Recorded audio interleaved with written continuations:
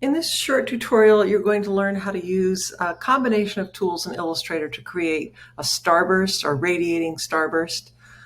So what you're going to do is you're going to use the ellipse tool, which is over here, and you're just going to, I think it's best to hold down Shift because you will constrain it and it will be a perfect circle by holding down Shift. So when you do this, you want to start out, it's important so that you can do this successfully, is really chunkify the stroke. Like I've got a 57-point stroke. And then you need to actually click on the word stroke, and you'll see you have an option here to make it a dashed line. Now, I suggest for this that you make it a little more chunky. So let's see what happens if you go to a 40-point stroke. That looks good. Okay, so this is the basic drill. You could change all this, change the color of it. In fact, let's just do that now, just to be interesting. Let's make it orange, make it brighter orange. Okay, so here's what you need to do. You have created this shape that's made of a dashed line. So the first part of this is you need to go to Object and you need to go to Expand Appearance. Now, sometimes Illustrator is buggy and it doesn't do it on the first try. Nobody's perfect, right? So you need to go again and you go back up to Object and let's hit it with another request. And then it comes up with this dialog. Just let it go with the defaults and say, okay. And so now what you've got is you do have these shapes here. So now you want to get into the magnetic lasso tool, which is, it's underneath the direct selection tool. And if you actually, let's try something. Let's just hit Q and see if that gets it. Yes, it does.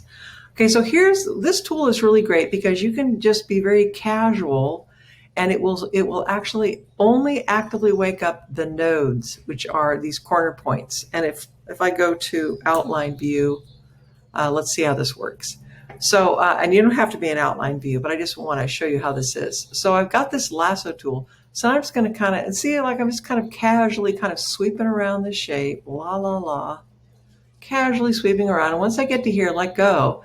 You see how it has actually selected all those internal shapes.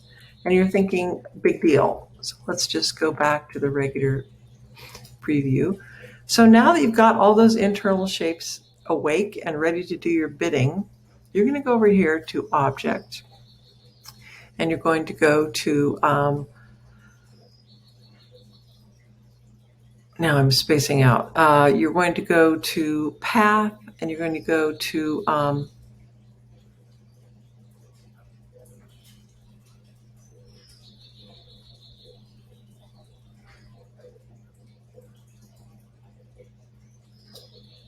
Average. I'm sorry, I had a spaced out moment. You're going to go to Average both and click OK.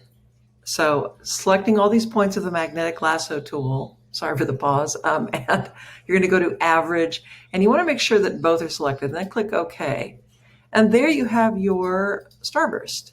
Now, I'm going to just go again to Object and Expand, because it's interesting. I am kind of there, okay.